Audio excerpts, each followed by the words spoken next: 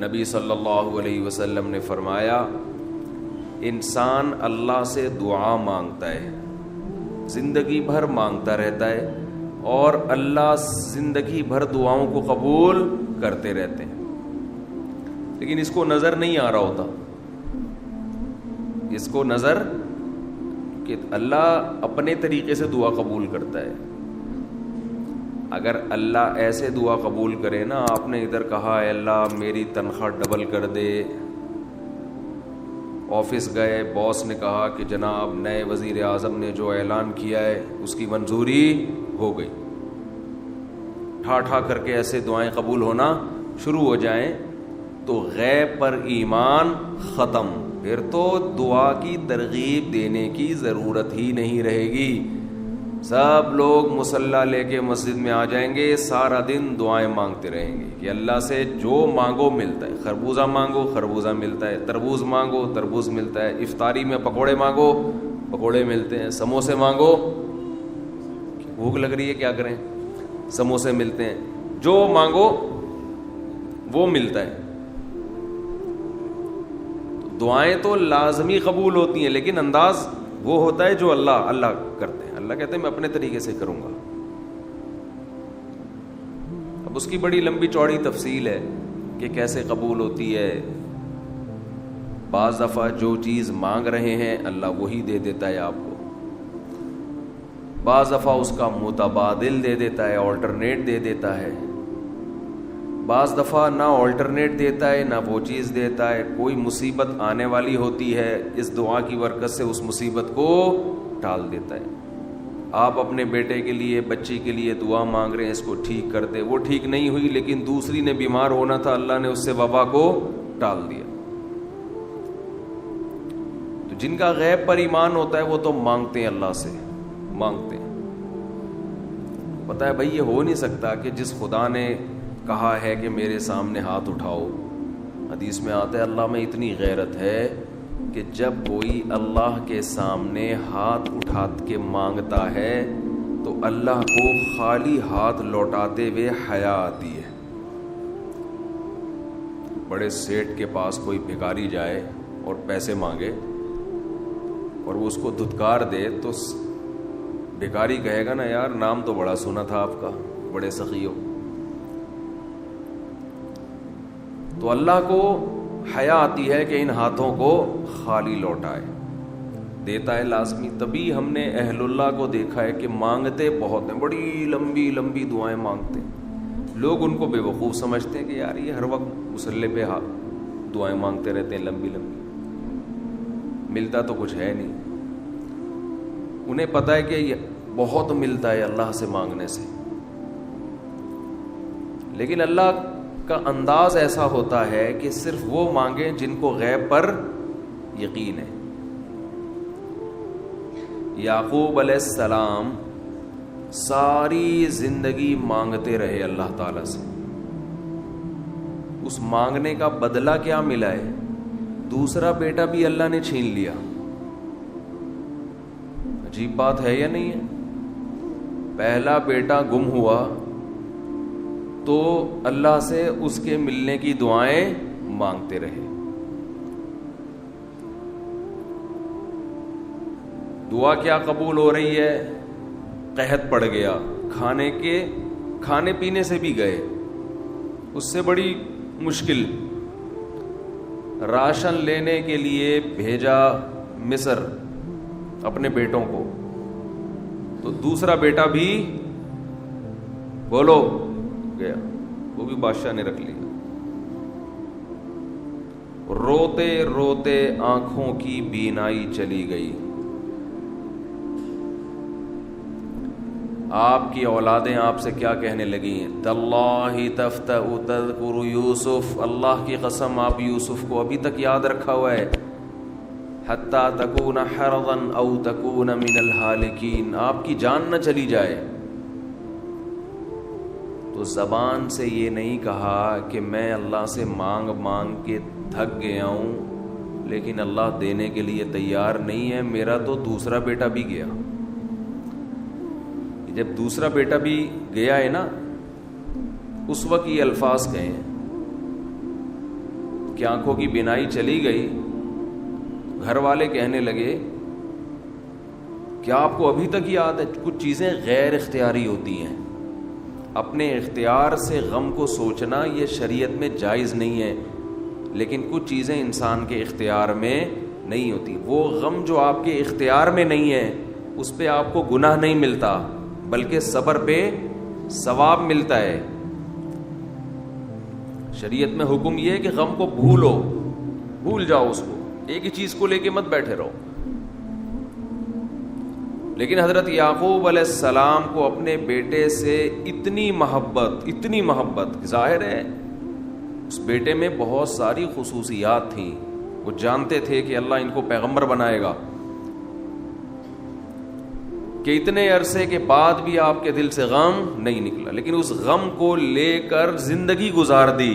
کسی کے سامنے اللہ کی شکایت نہیں کی کہ میرے ساتھ کیا ہو رہا ہے. اور دعا قبول کیسے ہو رہی ہے کہ دوسرا بیٹا بھی گیا. بیٹوں نے آ کے بتایا کہ آپ کے بیٹے نے چوری کی تھی جس کی وجہ سے بادشاہ نے اس کو رکھ لیا. قال بل سولت لکم انفسکم امرا. باپ نے کہا تم نے جیسے پہلے ایک کہانی گڑھی تھی دوبارہ سے ایک کہانی گڑھ لی ہے. حالانکہ اس دفعہ بیٹے سچ بول رہے تھے, چوری تو نہیں کی تھی لیکن الزام لگا تھا چوری کا. تو یعقوب علیہ السلام نے دوسرے بیٹے کے جانے پہ ایک لفظ ناشکری کا زبان سے نہیں نکالا, بلکہ کیا کہا؟ انما اشکو بثی وحزنی الی اللہ وَأَعْلَمُ مِنَ اللَّهِ مَا لَا تَعْلَمُونَ. میں اپنا غم تمہارے سامنے بیان نہیں کرتا, صرف اللہ کے سامنے بیان کرتا ہوں, اور اللہ کے بارے میں وہ کچھ جانتا ہوں جو تم نہیں جانتے. کیا مطلب؟ وہ مجھے تسلی دے رہا ہے, اس میں خیر ہوگی. ہمارا کام ہے مانگنا, بھکاری ہیں. یہ تو ملحد اور خدا کے منکر لوگ ہیں جو مسلمانوں کا مذاق اڑاتے ہیں کہ یہ دعائیں مانگتے ہیں اور ان کو ملتا کچھ نہیں ہے. او بھائی, ہمیں اس سے غرض ہی نہیں ہے کہ رب کیسے دے رہا ہے. ہمیں اس نے پابند بنا دیا مانگو, تو ہمیں اہل اللہ کو تو مزہ اس سے آتا ہے کہ اس نے ہمیں بول دیا مانگو, وہ نہ بھی دے, مانگنا ہی ہمارے لیے سب کچھ ہے. تو میں جو بات عرض کر رہا تھا وہ یہ تھی کہ یعقوب علیہ السلام مانگتے رہے, پھر دوسرا بیٹا بھی چھن گیا. کوئی لفظ مایوسی کا زبان سے نہیں نکالا.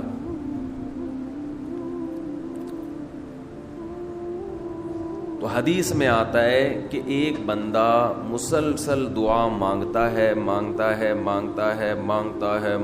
اور اللہ قبول کرتا ہی رہتا ہے, یہاں تک کہ یہ بندہ ایک دن زبان سے ایک لفظ نکالتا ہے, کیونکہ اس کو قبول ہوتے ہوئے نظر نہیں آ رہی ہوتی نا دعا. یہ زبان سے کیا لفظ نکالتا ہے کہ میں دعا مانگتا ہوں مگر اللہ قبول بولو نہیں کرتا.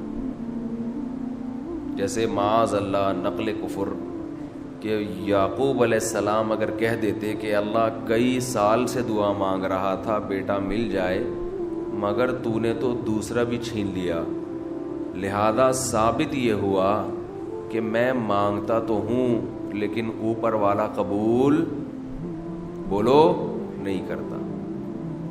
اگر یہ لفظ زبان سے نکالتے جیسے کہ آج کل لوگ نکالتے ہیں زبان سے, تو حدیث میں آتا ہے یہ جو جملہ زبان سے نکالا ہے اس کے بعد سے اللہ قبول کرنا چھوڑ دیتے ہیں. اس سے پہلے ہو رہی تھی, آپ نے یہ لفظ کہہ دیا اس کو ہلکا سمجھ کے,